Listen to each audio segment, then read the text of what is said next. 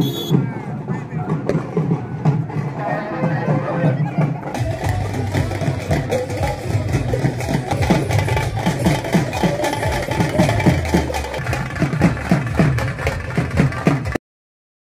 सगळ्यांचे नेते तारखेला यात्रा येणार आहे। 3 दिवस आमच्यापाशी होते। त्या गडबडीमध्ये हा कार्यक्रम आम्ही आयोजित केला, कारण त्याच्या आधी मोहोळचा एक कार्यक्रम रद्द झाल्यामुळे फक्त 3 दिवस आधी सांगितल्यामुळे आम्हाला जो ज्या प्रमाणात कार्यक्रम करायला पाहिजे होता जागा इथं अपुरी पडली। मी पहिल्यांदा कार्यकर्त्यांची या ठिकाणी क्षमा मागतो की आपली व्यवस्था या ठिकाणी अपुरी पडली। दादांच्या रूपाने आपण महाराष्ट्रामध्ये आता पाहतोय जोरदार काम सगळ्या महाराष्ट्रामध्ये आता चालू आहे। आपल्या मतदारसंघामध्ये सुद्धा 2200 ते 2300 कोटी रुपये आतापर्यंत या 4.5 वर्षाच्या काळामध्ये आले।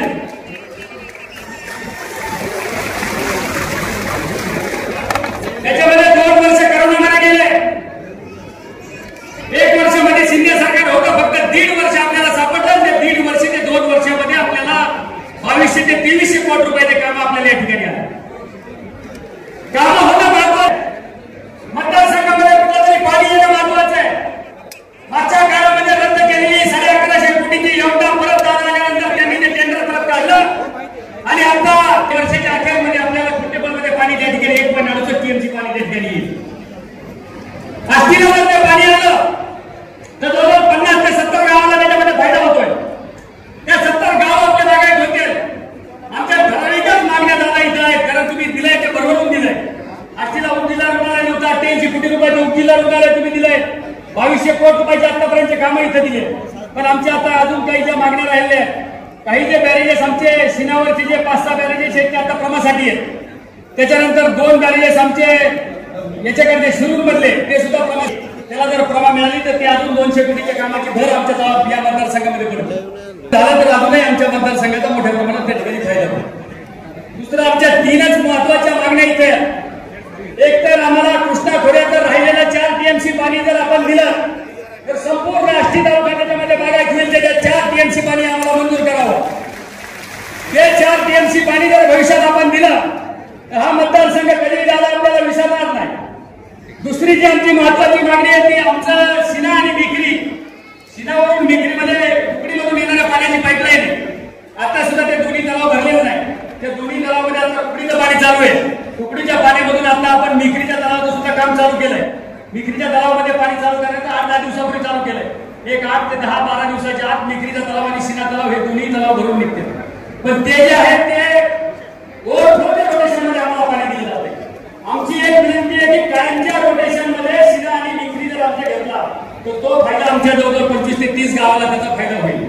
आणि तिसरी सगळ्यात महत्वाची मागणी की पश्चिम वाहिनीमधून जे पाणी आपल्याला मराठवाड्याला मिळायचं हो, या मागणीकडे थोडंसं महत्व द्यायचं।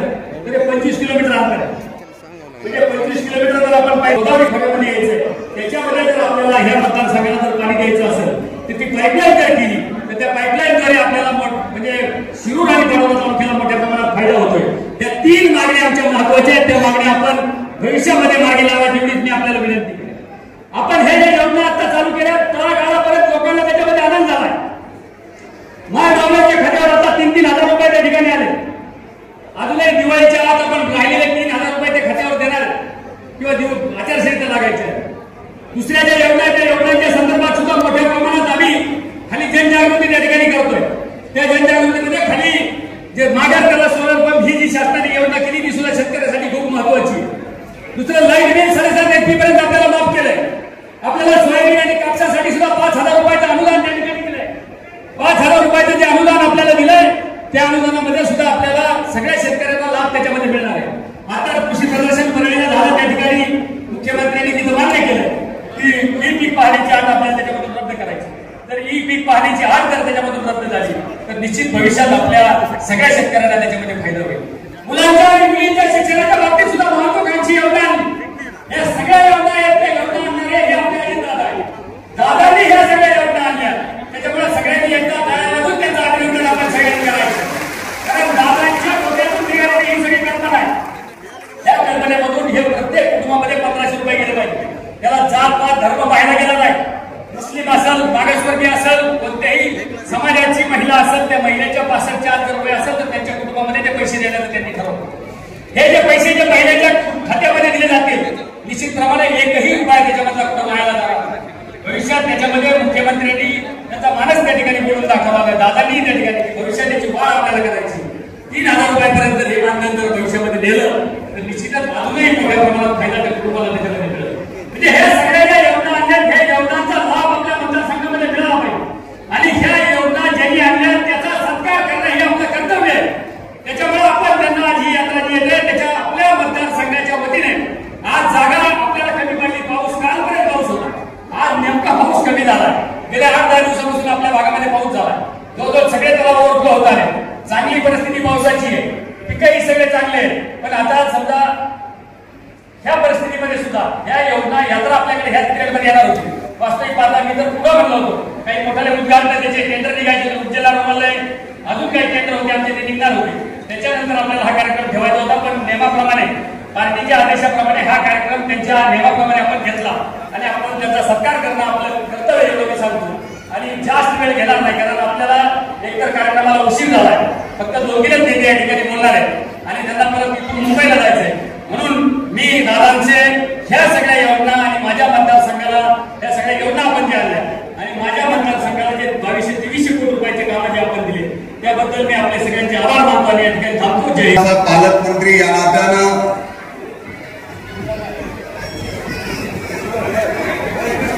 राष्ट्रवादी काँग्रेस पक्षाचा या जिल्ह्याचा एक कार्यकर्ता म्हणून जनसन्मान यात्रेच्या निमित्तानं आज बीड जिल्ह्यामध्ये दादांनी पदार्पण केलं. मी त्यांचं आपल्या सर्वांच्या वतीनं माझ्या वतीनं मनपूर्वक स्वागत करतो. खरं तर मी दादांचे बीड जिल्ह्यातल्या 5,17,000 भगिनींकडून मनापासून आभार मानतो की तुमच्यामुळं राज्याच्या तिजोरीतून या 5,17,000 भगिनींना जो 1,500 रुपये महिन्याला मिळणार आहे त्यापैकी 3,73,000 भगिनींच्या खात्यावर 104 कोटी रुपये जमा केले. पुन्हा जिल्ह्यात आलात. या सर्व भगिनींकडून आपले दादा मनापासून अभिनंदन. खरं तर अर्थसंकल्प मांडल्यानंतर ज्या वेळेस दादांनी महाराष्ट्राच्या तिजोरीतून या महायुतीच्या सरकारच्या माध्यमातून लाडकी बहीण योजना असेल, लाडका भाऊ योजना असेल, शिक्षणासाठी बहिणींचा खर्च असेल, लाडका शेतकरी असेल, महाराष्ट्रातल्या 12 कोटी 12.5 कोटी जनतेपैकी कुणीच ठेवलं नाही त्याला वैयक्तिक लाभाच्या योजना दादांनी या ठिकाणी दिल्या. ज्या वेळेसपासून बजेट मांडले पहिल्यांदा तर म्हणले ह्या लाडक्या बहिणी योजनेचं काही खरं नाही, फसूनच होतात, तुमच्या खात्यावर काय पैसे येणार नाही. पण ज्या वेळेस पैसे आले त्यावेळेस विरोधक म्हणू लागले पैसे काढून घ्या, यांचं पुन्हा काय खरं नाही. कमाल. आता हे विरोधक आहे त्यांचं काय काढून घ्यायचं की ज्याच्यामुळे आपल्याला काय मिळणार आहे. अरे जेवढ्या योजना आणल्या त्या सगळ्या योजनेच्या विरोधात ही सर्व मंडळी कोर्टात गेली की ह्या योजना बंद कराव्यात. आमच्या भगिनींच्या खात्यावर 2 महिन्यासाठी जे या ठिकाणी 3,000 रुपये वर्षानुवर्ष मिळणार त्याच्यासाठी त्याच्या विरोधात लोक कोर्टात गेले आणि आज ते मोठ्या तोंडानं बोलतायत. ह्यांचा लोकसभेचा जाहीरनामा जरा ह्यांच्या तोंडासमोर वाचून दाखवायचा आज गरज वाटते. मग हे आता काय खरं म्हणा, ते 8,500 रुपये महिन्याला या देशाच्या नागरिकाला कसे देणार होते देऊन.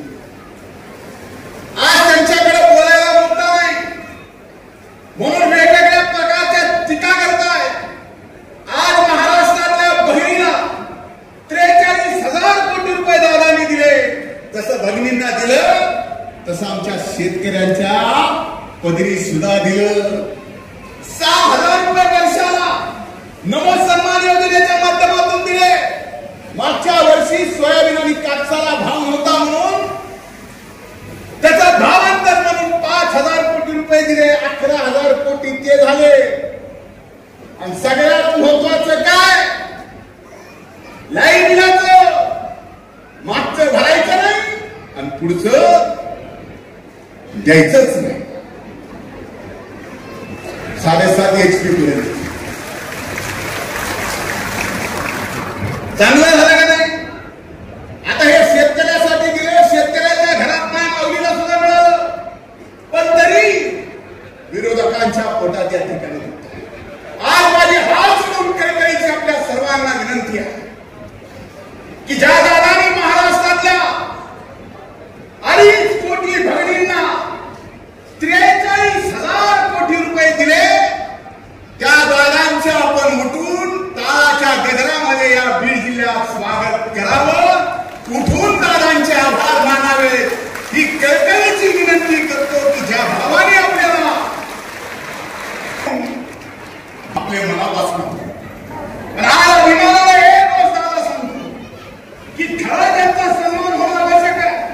त्या आपल्या शासनाच्या मानधनावर पगारीवर काम करतात म्हणून नाही, पण आशयाच्या माध्यमातून असतील, जिल्हा परिषदेच्या माध्यमातून असतील, महिला बाल कल्याणच्या माध्यमातून असतील, आज 5,17,000 जर बीड जिल्ह्यामध्ये खरी नोंदणी झाली आणि त्या नोंदणीमुळे आमच्या या 5,17,000 भगिनींना जो आज पगार मिळतोय, त्या अंगणवाडी सेविकेंचे सुद्धा मी मनापासून बीड जिल्ह्याचा पालकमंत्री या नात्यानं या जिल्ह्यातल्या तमाम या सेविकांचे मी आभार मानतो।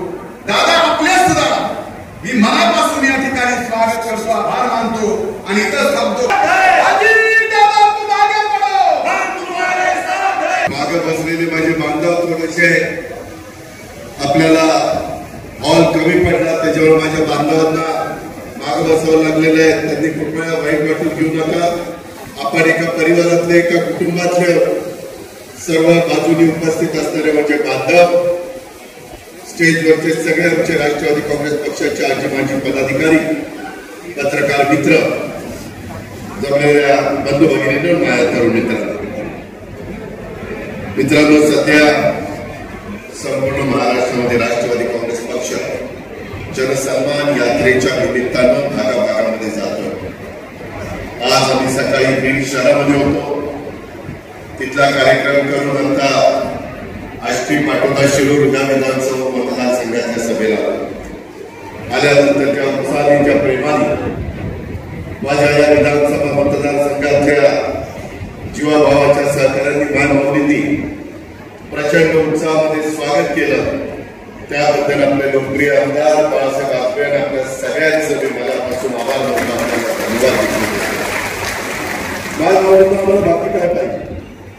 गेले 30-35 वर्ष राजकीय जीवनामध्ये काम करत असताना अनेक पदं भूषवण्याची संधी मिळाली। खासदारकी, आमदारकी, विरोधी पक्ष नेता, राज्यमंत्रीपद, कॅबिनेट मंत्रीपद, विरोधी त्याच्यामध्ये उपमुख्यमंत्रीपद, अनेक पदं मिळाली। आम्ही पण गेले काही वर्ष काम करत असताना समाजाने बघितलंय, महाराष्ट्राने बघितलंय की आमची प्रशासनावर पकड, आम्ही लोकांचे प्रश्न सोडवतो, आम्हाला सकाळी लवकर उठून काम करायची सवय, आम्ही सकाळी 7 वाजता कामाला सुरुवात करतो, रात्री उशिरापर्यंत लोकांचे प्रश्न, मायमाऊलींचे प्रश्न सोडवण्याच्या करता वेगवेगळ्या प्रकारच्या मीटिंग आयोजित करतो, निर्णय घेतो आणि त्याच्यातून समाजाला एक दिशा देण्याचं काम तुमच्या, माझ्या, शिवशाहू फुले आंबेडकरांच्या महाराष्ट्राचा सर्वांगीण विकास करण्याचं काम आम्ही करतो। हे करत असताना कधी जात पात, धर्म, भेदभाव असल्या गोष्टी आम्हाला मनाला पण शिवलेल्या नाही। कारण हिंदवी स्वराज्याची स्थापना युगपुरुष छत्रपती शिवाजी महाराजांनी केली, त्यांची शिकवण आहे की 11 पगड जाती 12 बलुतेदारांना बरोबर घेऊन आपण पुढे जायचं आणि त्याच रस्त्याने राष्ट्रवादी काँग्रेस पक्ष हा राज्यामध्ये काम करतो. माझी लोकसभेच्या निवडणुका झाल्या तर मला जो कौल द्यायचा तो तुम्ही दिला, तो तुमचा अधिकार आहे. विनंती करण्याचं काम आमचं. पण एक गोष्ट लक्षात घ्या, यावेळेसचा अर्थसंकल्प सादर करत असताना मला आतापर्यंत आमदारांच्यामुळं, जनतेमुळं, तुमच्यामुळं, महाराष्ट्रामुळं अनेक वर्ष अर्थ मंत्रालय आणि उपमुख्यमंत्री पद सांभाळण्याची संधी मिळाली. आणि मी हाच विचार करत असतो की बाबा आपल्याला त्या पदाचा फायदा हा जनतेचे प्रश्न सोडवण्याच्या करता केला पाहिजे. त्याच्यातून एक आपल्यालाही समाधान मिळालं पाहिजे की आपल्या कारकिर्दीमध्ये आपल्या महायुतीच्या सरकारच्या माध्यमातून आपण हे प्रश्न मार्गी लावले. त्याच्यातून पहिला प्रश्न म्हणजे माझी लाडकी बहीण. अनेक योजना माझ्या डोळ्यासमोर होत्या ज्याचा उल्लेख धनंजय मुंडेंनी आपल्या भाषणामध्ये केला. बाळासाहेब वाजपेयी, बाकीचे सगळे माझे सहकारी, प्रकाशराव सोळंके असतील, इतर माझे सहकारी असतील, हे सगळे माझे सांगत होते. आमचा राजेश्वर असेल किंवा दादा, तुम्ही अशा काही योजना आणा की त्याच्यातून संपूर्ण समाज समाधानी झाला पाहिजे. मी खूप विचार केला. माय बाबूंनो, मी राज्यामध्ये विचार, राज्याने कोणत्या योजना राबवल्या, कोणत्या योजना फायद्याच्या ठरल्या, कोणत्या योजनेमुळं गरिबांना मदत झाली, कोणत्या योजनेमुळं शेवटच्या माझ्या मायमाऊलीला मदत झाली, माझ्या शेवटच्या बांधवाला मदत झाली, या पद्धतीचा विचार मी करत होतो.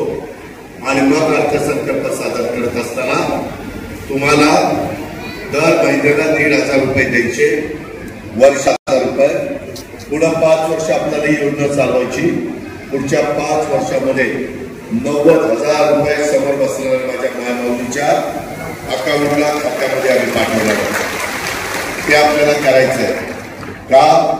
तर महिला आम्ही तुम्हाला मान दिला, सन्मान दिला, प्रतिष्ठा दिली, महिला धोरण दिलं, सत्तेमध्ये सहभागी केलं, गावच्या सरपंच झाला, तालुक्याच्या सभापती झाला,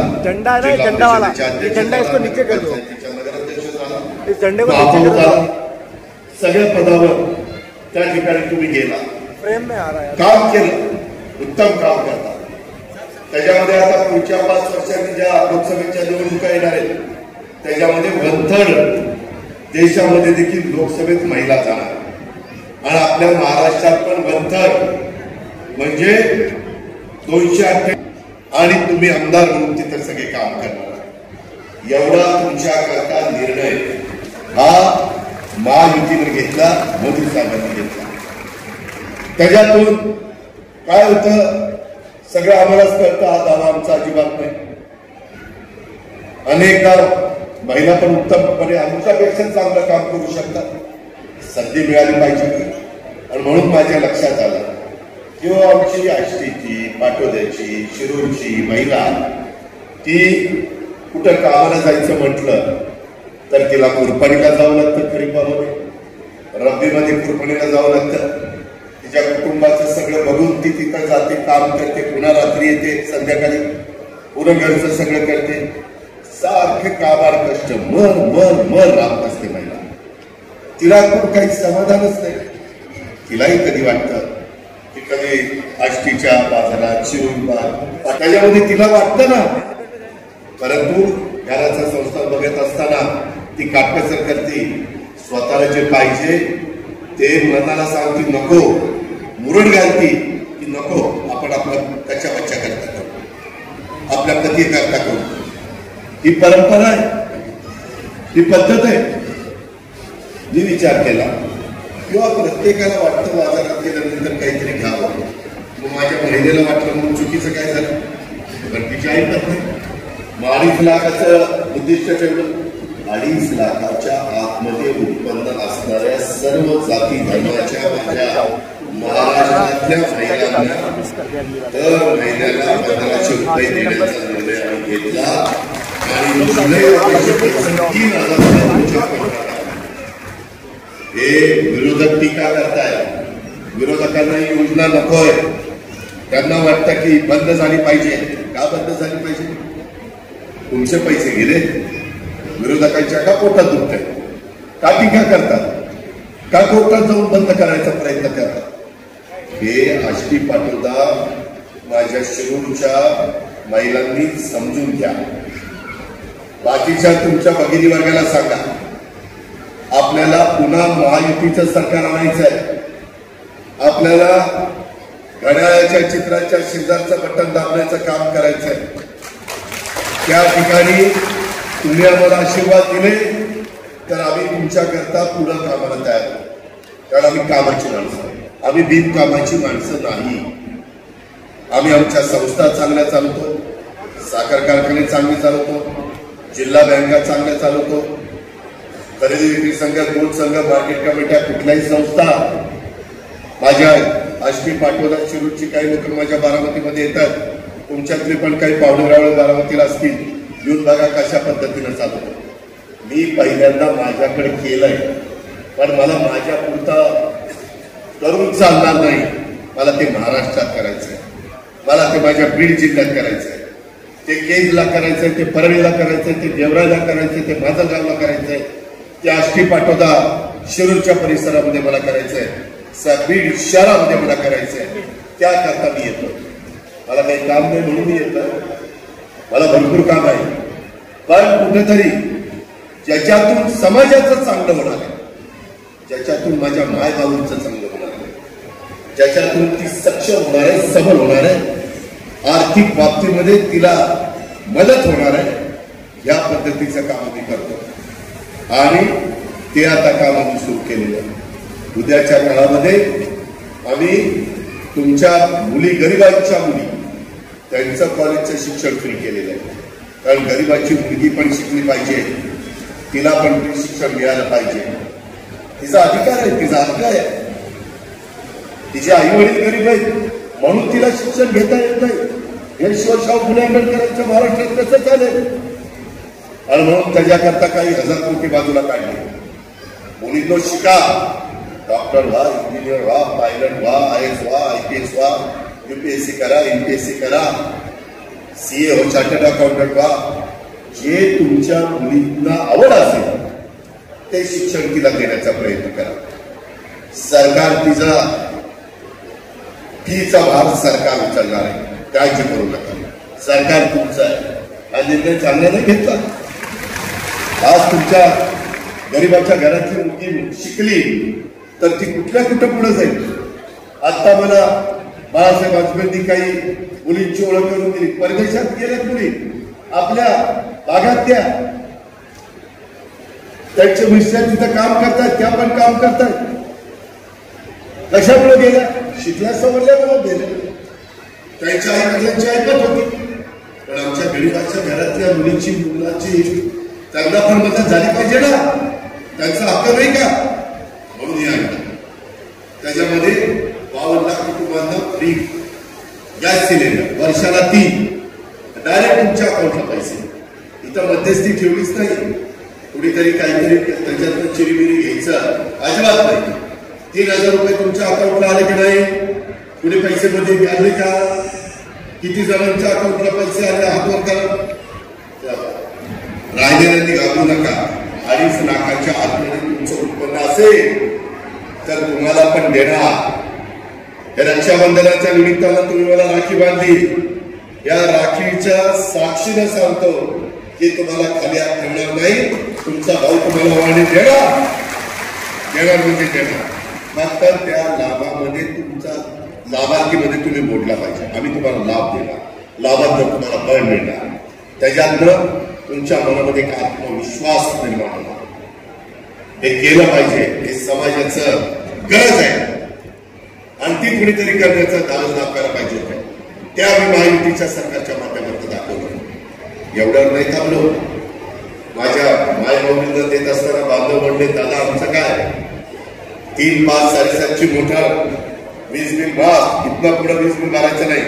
माफ म्हणजे तुमचं बिल आम्ही भरणार आहे. सरकार 15,000 कोटी रुपये दरवर्षी मला बजेटमध्ये तिथं काढून द्यायचे. तुमच्याकरता 46,000 कोटी सरकार देणार. हे आपलं सरकार आहे. आपल्या सरकारची ताकद आहे. एवढ्यावर नाही, आता इथनं पुढं मागच्या बिलाच्या बद्दल पण धनंजयने सांगितलेलं. काळजी करू नका, पाऊस काळ चांगला झालेला आहे. अजून नांदगाव वगैरे पाणी कमी आहे, पण बाकीच्या ठिकाणी पाणी बरं आहे, त्याचा फायदा उचला. कृषी मंत्रालय तुमच्या बीडला दिलेलं आहे. स्वतः कृषी मंत्री बसले, त्यांचा फायदा घ्या. चांगल्या पद्धतीनं पिकं करा. पशुधन डेअरीचा धंदा करा, पोल्ट्रीचा धंदा करा. जो व्यवसायातनं 2 पैसे तुम्हाला मिळणार ते करा. काळ्याची इमानी सेवा करा. त्याच्यातलं सोनं पिकवा. त्याला चांगला भाव देण्याची जबाबदारी माझी आणि धनंजय मुंडेची. परवा परळीला कृषी मंत्री शिवराज सिंग चौहान आले. त्यांना सांगितलं, साहेब कृषी मंत्री आता कांदा परदेशामध्ये पाठवत असताना निर्यात बंदी करायची नाही. कांदा उत्पादक शेतकऱ्यांना 2 पैसे मिळू दे. शेतकऱ्याचा हक्क आहे, अधिकार आहे. सोयाबीन असेल, कापूस असेल, ऊस असेल, केळी असेल, ज्वारी असेल, बाजरी असेल, मका असेल, जे काही पिकं आहेत त्या पिकाच्या संदर्भामध्ये आपल्याला मदत झाली पाहिजे. आम्ही कमी टक्के व्याजाने आता तुम्हाला पीक कर्जाला पैसे देतो. 1 रुपयामध्ये आम्ही पीक विमा तुमचा पूर्ण 1 रुपयामध्ये. पहिले शेतकऱ्यांच्याकडनं पैसे घ्यायचो तेव्हा पीक विम्याच्या लोकांची संख्या होती पहिली 57 लाख. तुम्हाला पैसे भरायचे होते तेव्हा फक्त माझ्या महाराष्ट्रातले 57 लाख शेतकरी त्यांचा हिस्सा भरायचे. काही आम्ही भरायचो, काही केंद्र सरकार भरायचं. आता 1 रुपया तुम्ही भरायचा. किती शेतकरी वाढले माहिती? 1,70 लाख. एवढ्या शेतकऱ्यांचा फायदा नाही झाला. त्याच्यामध्ये काही अडचणी आहेत, कधी कधी येते, ते आम्ही दूर करतोय. ही काही जादूची काळजी नाही. फिरवलं की सगळं आणेल. त्यामध्ये या योजना आणताना फॉर्म भरताना त्रास झाला. मराठी भरायचा, काही इंग्रजीमध्ये भरायचा, ऑनलाईन बंद पडलं, त्रास झाला ना. कारण एवढ्या मोठ्या समाजाला त्याचा फायदा करून द्यायचा होता. त्या प्रकारे शेतकऱ्यांच्या बाबतीमध्ये देखील माझ्या आष्टी पाटोदा परिसरामध्ये दूध आहे ना. माझे शेतकरी आमचे बाळासाहेब दादा दुधाचे दर पडले. काहीतरी द्या राव, द्या काहीतरी शेतकऱ्याला द्या. आम्ही लिटरला 5 रुपये गाईच्या दुधाला सुरू केले की नाही? शेवटी सरकार तुमचं आहे. अर्थमंत्री मी आहे, मी शेतकरी आहे, तुम्ही शेतकरी आहे, धनंजय शेतकरी आहे, बाळासाहेब शेतकरी आहे. शेतकरी आपली जात आहे, दुसरी जात नाही. शेतकरी आपली जात आहे. शेतकऱ्याला मदत झाली पाहिजे. त्याच्यामध्ये एकदा आम्ही कॅबिनेटला विषय आणला. कुणी सांगितलं की असं कसं करताय, असं कसं करताय, कसं करायचं बाकीचं माहित नाही. आदेश आहे, स्पेशल तेवढा अधिकार आम्हाला आहे ना. नाही तर त्या उपमुख्यमंत्री पदाला काय सांगायचंय? जर मी माझ्या समाजाला मदत करू शकलो नाही तर त्याला काय अर्थ त्या पदामध्ये? अरे ही पद गेली, वळून टाकली कुणावरती. त्या पदाचा वापर मग कृषी मंत्री असेल, अर्थमंत्री असेल, क्रीडा मंत्री असेल किंवा महिला बाल विकास मंत्री असेल, या पदांचा वापर युवक कल्याण मंत्री पद असेल, युवकांच्या करता, महिलांच्या करता, शेतकरी बांधवांच्या करता, समाजाच्या करता झाला पाहिजे. ही राष्ट्रवादी काँग्रेस पक्षाची भूमिका आहे. त्याकरता ही जनसन्मान यात्रा बोलाचीच कडील बोलाचाच भाग असला नाही. माझी तुम्हाला विनंती आहे, लोकसभेच्या निवडणुकीच्या निमित्तानं तुम्हाला काय करायचं ते तुम्ही केलं, परंतु त्याच्यातून सरकार आलं केंद्रात. आज केंद्रात आपल्याला कोट्यवधी रुपयाचा पैसा आणायचा. उद्या पंतप्रधान येतात. 4 दिवसापूर्वी जळगावला आले होते.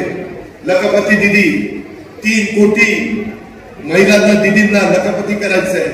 त्याच्यातल्या महाराष्ट्रातल्या 50 लाख महिला आम्ही लखपती करणार आहेत. हा आमचा संकल्प आहे, तो आमचा कार्यक्रम आहे. नुसती भाषण देऊन चालत नाही, कृती करावी लागते. आणि ती कृती आम्ही सगळेजण करतोय. माझी तुम्हाला विनंती आहे, एवढं आम्ही थांबलेलं नाहीये. आमच्या मुला मुलींच्या करता, तरुणांच्या करता प्रशिक्षण सुरू केलेलं आहे. 12वी, डिप्लोमा, डिग्री 12वीवाल्याला 6,000, डिप्लोमावाल्याला 8,000, डिग्रीवाल्याला 10,000. तो प्रशिक्षण घ्या, प्रशिक्षण तुम्ही घ्या, वेतन आम्ही सरकार घ्या. का तर तुम्ही तुमच्या पायावर उभं राहिलं पाहिजे. तुमची मुलगी मुलगा त्याला नोकरी मिळाली पाहिजे. तो प्रशिक्षणार्थी त्या ठिकाणी काढला गेला पाहिजे, त्याच्यामध्ये तो मोडला गेला पाहिजे. ही आमची भूमिका आहे. तोही कार्यक्रम आम्ही त्या ठिकाणी राबवतो. वारकऱ्यांच्या करता देखील आम्ही निर्णय घेतले. वेगवेगळे तीर्थक्षेत्र त्याच्यामध्ये आम्ही चांगल्यातली चांगलं काम करण्याचा प्रयत्न करतोय. तिथं हजारो भाविक येतात, लाखो भाविक येतात, त्यांना सगळ्या सुविधा मिळाल्या पाहिजे अशा पद्धतीचं काम आम्ही महाराष्ट्रामध्ये चालू केलेलं आहे. त्याच्या आधी कोणी त्याचा विचार केला नव्हता. रस्त्यांची कामं, किती रस्त्यांची कामं केली. नॅशनल हायवे, समृद्धी महामार्ग, अटल सेतू, त्याच्यामध्ये ब्रिज, कोस्टल रोड, वेगवेगळी कामं चाललेली आहेत. मागच्या वेळेस आम्ही आव्हान केल्यानंतर बाळासाहेब वाजपेयींना तुम्ही तुमच्या भागाचं आमदार केलं. पहिलं वर्ष, सव्वा वर्ष, 1.5 वर्ष कोरोनामध्ये गेलं. त्याच्यावर जे आमच्या म्हणत होतं, आमच्या बाळासाहेबांच्या म्हणत होतं, ते आम्हाला राबवता आलं नाही. कारण पहिली माणसं जगायची होती. कोरोनातनं त्यांना बाहेर काढायचं होतं, त्यांना व्हेंटिलेटर द्यायचा होता, त्यांना अँब्युलन्स द्यायची होती, त्यांना जम्मू हॉस्पिटलमध्ये ऍडमिट करायचं होतं, त्यांना व्हॅक्सिन द्यायचं होतं, त्यांना रेमडेसिवीर औषध द्यायचं होतं. जे काही त्यांना जगण्याकरता लागेल ऑक्सिजन द्यायचा होता. लोकांना कळलं ऑक्सिजनचं महत्व. सगळे कारखाने बंद केले जिथं ऑक्सिजन जात होता. म्हणलं कारखाना बंद झाला तरी चालेल, माणसं जगली पाहिजे. तो सगळा ऑक्सिजन माणसांना दिला. हे काम आम्ही केलं. रडत बसलो नाही. फार अडचण होती. लोक ज्यांच्या घरामध्ये कोरोना झालेले माणसं त्या घराला वळसा घालून लांबणं जायचे, एवढी भीती होती. कारण जगात पहिल्यांदाच तो रोग आलेला होता. परंतु त्याच्यातनं आपण समाजाला बाहेर काढलं. हॉस्पिटल त्यांना परवानग्या दिल्या, त्यांच्या हॉस्पिटलचे बेड वाढवून दिले. हे सरकार तुमचं आहे म्हणून हे आपण केलं. आज कोरोनामध्ये आपलं वर्ष वाया गेलं तरी बाळासाहेबांनी सांगितलेली आष्टी, पाटोदा आणि शिरूर परिसरातली 2250 कोटी रुपयाची काम आम्ही केली. 2250 कोटीची.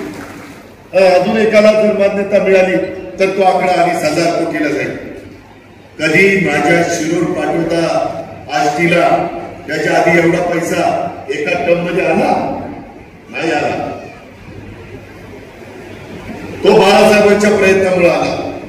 एक हरहुन्नरी कार्यकर्ता, सगळ्यांचा आपलासा करणारा कार्यकर्ता, बाबा रे, काका रे, मामा रे करत कुणाला चिंतार नाही, काही नाही, बिल विसरून राहणार असं नेतृत्व तुमच्या भागामध्ये उदयाला आलेलं आहे. त्या नेतृत्वाला आपणच सांभाळायचं असतं, आपणच वाढवायचं असतं, आपणच आधार द्यायचा असतो, आपणच आशीर्वाद द्यायचा असतो. आम्ही आहेच त्यांच्या पाठीशी. तुम्ही तुमचं काम करा, मी माझं राज्यातलं काम नाही करतो, तुम्ही माझ्या सोडा बाकीचं. काळजी करू नका. त्याच्यापेक्षा जास्त निधी देईल.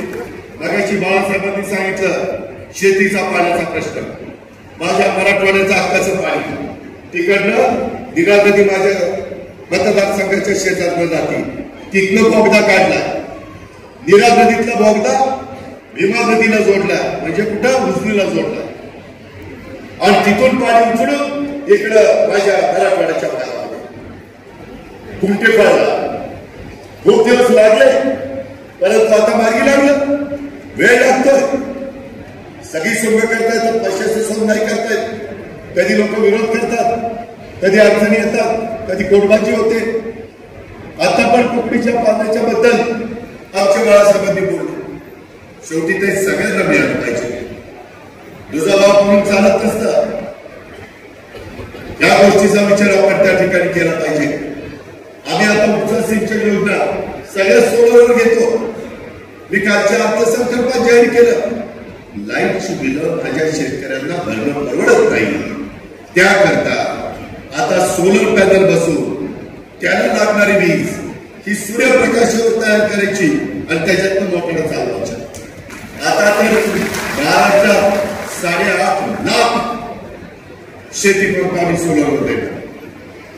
सूर्यप्रकाश उगवला, शेतकऱ्यांनी रानात जायचं, बळीराजाने रानात जायचं, बटन दाबायचं, पाणी सुरू. दुपारी न्यारी करताना बटन बंद करा, न्यारी करा. थोडा गुण कमी झाला, थोडा मोटर चालू, काळू पडायला लागला, अंधार पडायला लागला, मोटर बंद, घरी यायचं मुलं बाळांच्या. अशा पद्धतीनं आपण त्या रस्त्याने चाललो. मी तुम्हाला आज सांगतो, माझ्या मायबावली आहेत, माझे बांधव मागे बसले, तिकडे बसले, तिकडे बसले, सगळ्यांना सांगतो तुम्हाला रात्री आठवड्यातले 3-4 दिवस वीज मिळते, दिवसा 3-4 दिवस वीज मिळते. मला इतके शेतकरी म्हणतात दादा हे काय बरोबर आहे का? रात्री कधी बिबट्याचे संकट असतं, विंचुकाट्याचं असतं, साप असतो, काय नाना तरा असतात. जरा आम्हाला दिवसा वीज द्या. 1 वर्षांनी तुमच्या सगळ्या शेतकऱ्यांच्या पंपाकरता दिवसा वीज, रात्रीची बंद. हा निर्णय आपण घेतलाय, तशा पद्धतीने काम चालू केले. हे तुमचं सरकार आहे, आपलं सर्वांचं सरकार आहे.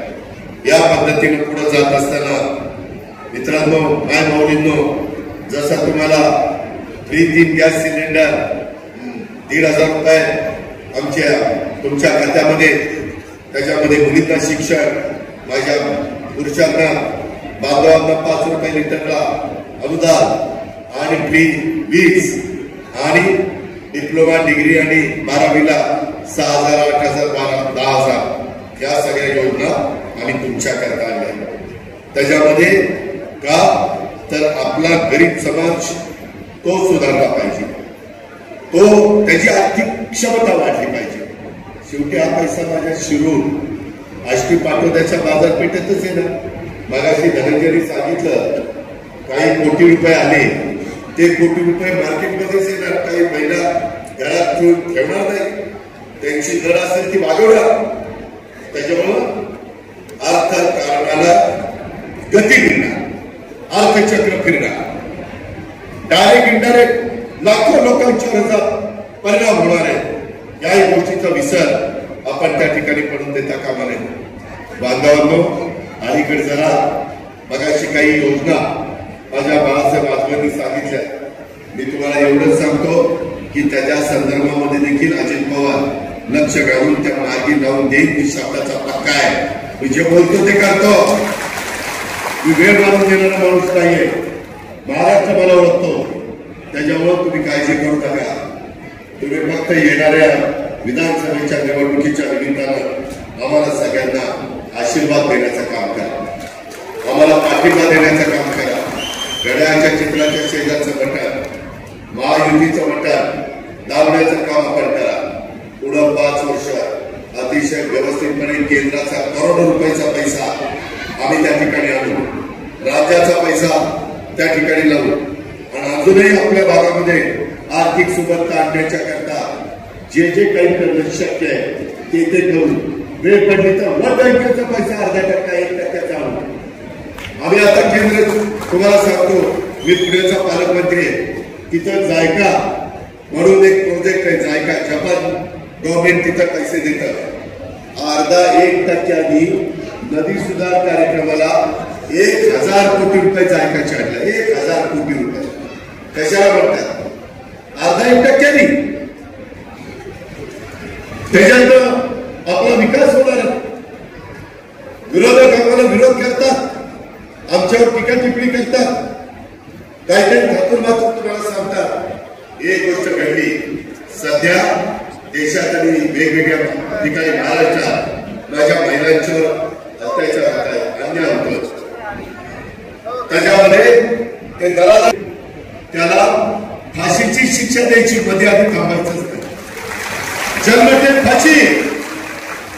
त्याशिवाय हे नालायक जे नराधमात विकृत आहेत हे जागेवर येणार नाही. यांच्या मनामध्ये अशा पद्धतीनं एक ऍक्शन घ्यायची की परत 10 पिढ्या त्यांच्या ती लक्षात राहिलं पाहिजे. महिलांच्यावर अत्याचार हा क्षम्य गुन्हा, तो राष्ट्रवादी काँग्रेस पक्षाला अजिबात मान्य नाही, त्याला माफी नाही, त्याला आम्ही सोडणार पण नाही. त्याच्या मुळापर्यंत जाणार, कोण बायचा लाल आहे त्याला शोधून काढणार आणि त्याला कडक शासन करणार, म्हणजेच फाशी देऊन टाकणार. त्या पद्धतीचं काम आम्ही करणार. या महिलांच्या सुरक्षेला सर्वोच्च प्राधान्य हे आमच्याकडनं राहणार आहे आणि तशा पद्धतीनं आपलं काम चालू झालेलं. आता कधी कधी महिला तक्रारी करायला घाबरतात, त्यांना भीती वाटते. आता EFIR तुम्ही घरामध्ये बसून तक्रार करू शकता. त्या पोलीस स्टेशनने तक्रारीची नोंद घेतली नाही तर त्या पोलीस स्टेशनचे संबंधित अधिकारी जबाबदार राहतील. त्यांना त्यांच्या कारवाईला तोंड द्यावं लागेल. जर शाळेमध्ये काही घडलं आणि शाळेच्या मुख्याध्यापकांनी किंवा शिक्षकांनी ते प्रकरण दाबलं तर त्या शिक्षकाला त्या मुख्याध्यापकाला माफी नाही. त्यांनी ताबडतोब पोलीस स्टेशनला सांगितलं पाहिजे, जे मधल्या काळामध्ये बदलापूरला सांगितलं गेलं नाही. जे कलकत्त्याला तिथं तर इतकी वाईट घटना घडली मी सांगू शकत नाही. माझ्या एका महिला डॉक्टरवर अन्याय झाला. काही जण राजकारण करतात, ठीक आहे, त्यांना त्यांचं लाभ, पण आपल्याला याच्यातनं समाजाला आधार द्यायचा, महिलांना संरक्षण द्यायचं, महिलांना कुठल्याही प्रकारे भीती वाटता कामा नये अशा पद्धतीचा दरारा हा पोलिसांच्या वेगवेगळ्या त्याच्यामध्ये कायदे करू, त्याच्यातून आपण हे जसं ही तक्रार आपण करू शकता. आता महिला नवीन कायद्यात अशा प्रकरणातील दोषींना फाशीच्या जन्मठेपीची तरतूद केलेली आहे आणि FIR नोंद होत नव्हती, त्याला वेळ लागत होता, त्याच्याकरता अडचणी येत होत्या. म्हणून शाळा, रुग्णालय, पोलीस स्टेशन असे कोणत्याही पातळीवर आयगाई केली जाणार नाही. आयगाई केली तर त्याला डिसमिस, कामावरच काढून टाका. त्याला कळलं पाहिजे आपली जबाबदारी काय, आपल्याला काय केलं पाहिजे. या पद्धतीनं आपल्याला पुढे जायचं आहे. ही गोष्ट आपण सगळ्यांनी लक्षामध्ये ठेवा. माझ्या भाऊंनो, बांधवांनो, अजून एका गोष्टीचा हे झालं. आम्ही आता अलीकडं पोलीस पाटलांना त्यांचं मतदान 1500 केलं, कोतवालांचं 1500 केलं, आशा सेविकांचं 10,000 केलं, गटप्रवर्तकाचं 7,200 केलं, अंगणवाडी सेविकेचं 10,000 केलं. अजूनही काही मागण्या त्यांच्याकडे, त्या आम्ही समजून घेतोय, मार्ग काढतोय. इतरांचं पण काही राहिलंय. आज अनेक निवेदन मला बीड शहरात, नांदेड शहरात आणि माझ्या आष्टीमध्ये त्या ठिकाणी मिळालेली. तुम्ही काळजी करू नका. शेवटी आपण एका कुटुंबातले, परिवारातले आहोत. तुम्हाला मी मोकळं सोडणार नाही. मुख्यमंत्री, उपमुख्यमंत्री पण तुम्हाला आधार देणार, धनंजय मुंडे तुम्हाला आधार देणार. काळजी करू नका. बाळासाहेब आठवले तुमच्याकरता बांधणार.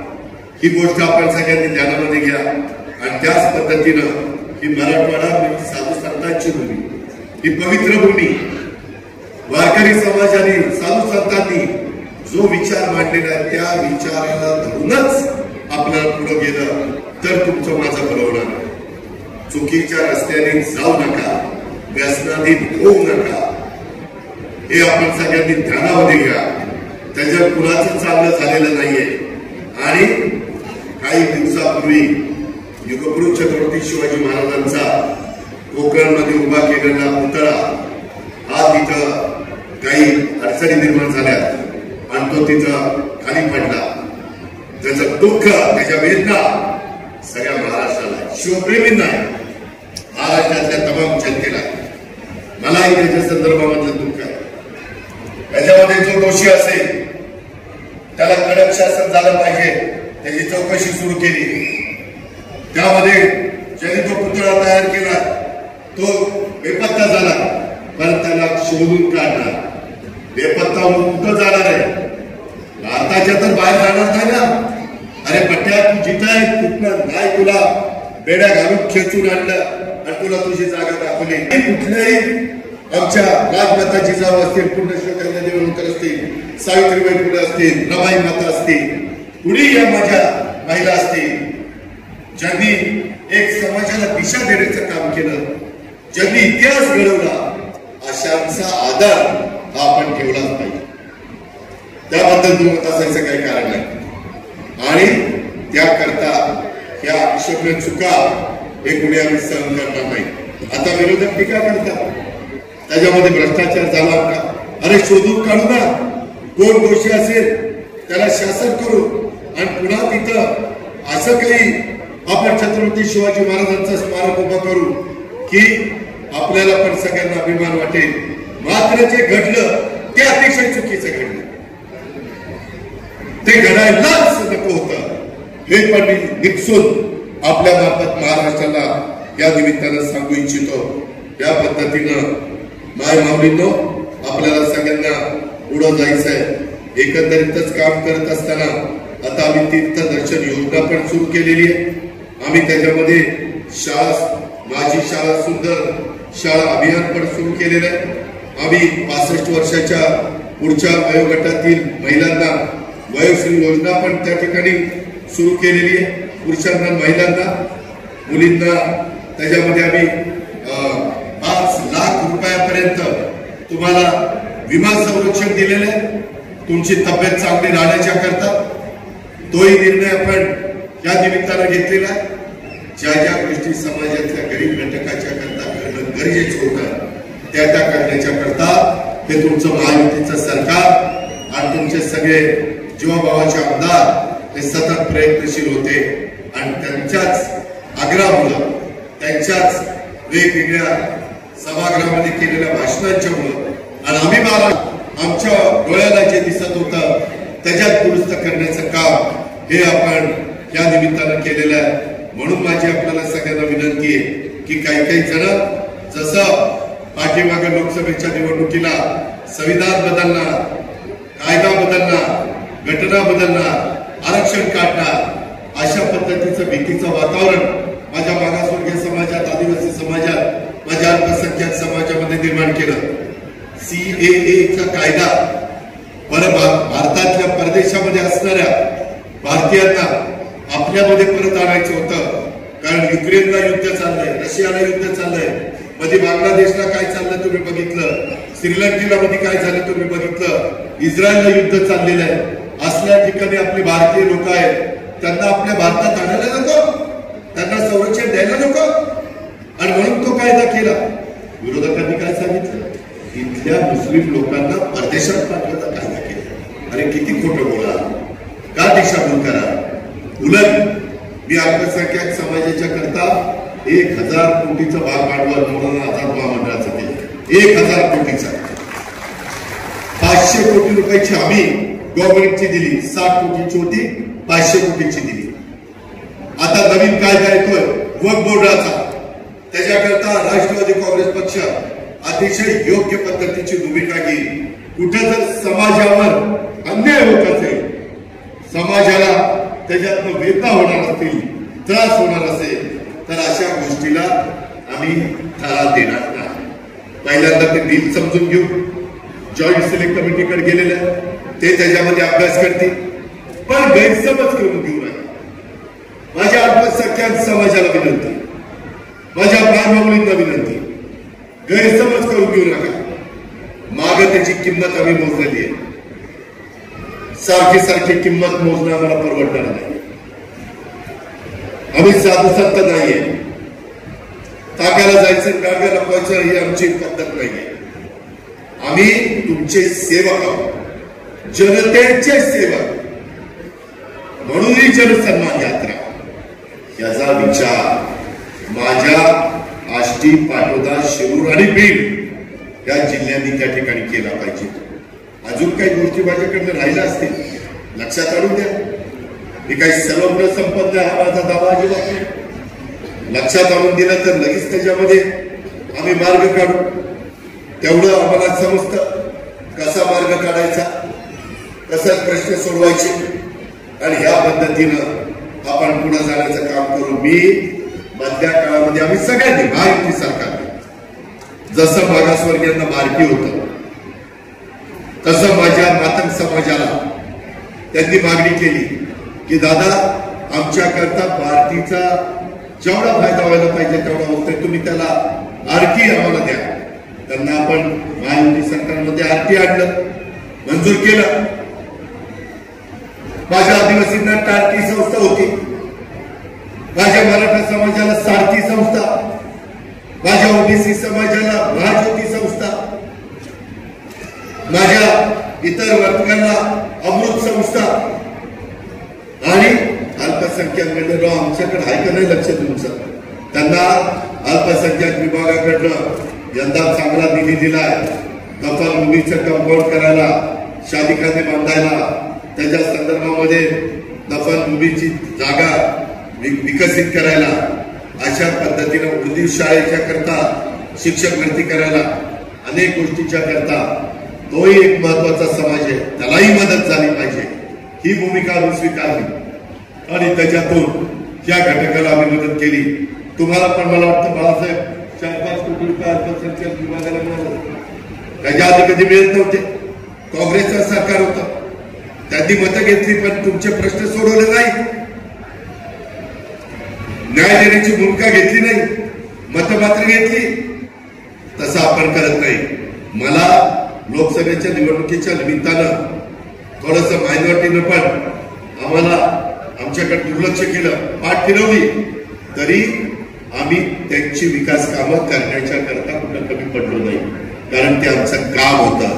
आम्ही कामाची माणसं. ठीक आहे, माणूस रागवला असेल, आज ना उद्या तो राग त्याचा जाईल आणि तो राग गेल्यानंतर पुन्हा तो मुख्य प्रवाहामध्ये सहभागी होईल, ही आमच्यासारख्या कार्यकर्त्याची भावना होती. म्हणून आम्ही ही सगळी कामं करत गेलो. या पद्धतीनं वेगवेगळ्या संस्था काढल्या. अजूनही आरक्षणाचे प्रश्न आहेत. माझ्या अल्पसंख्याक समाजाला आरक्षण पाहिजे, इतर समाजांना आरक्षण पाहिजे. आता मराठा सकल समाजाचं शिष्टमंडळ मला भेटलं, त्यांनी काही निवेदन मला दिले. ठीक आहे, जेवढ्या जाती धर्म तेवढ्या वेगवेगळ्या प्रकारचे प्रश्न अडचणी, परंतु ते चर्चेच्या माध्यमातून सोडवायचे असतात आणि ते सोडवण्याच्या करता आम्ही सगळेजण त्यामध्ये लक्ष घालून आहोत. याबद्दलची खात्री आणि विश्वास मी आपल्या सर्व सहकार्यांना या जनसन्मान यात्रेच्या निमित्तानं आवर्जून त्या ठिकाणी सांगू इच्छितो. राहिलेल्या दिवसात वेगवेगळ्या प्रकारच्या अफवा होती, कृपा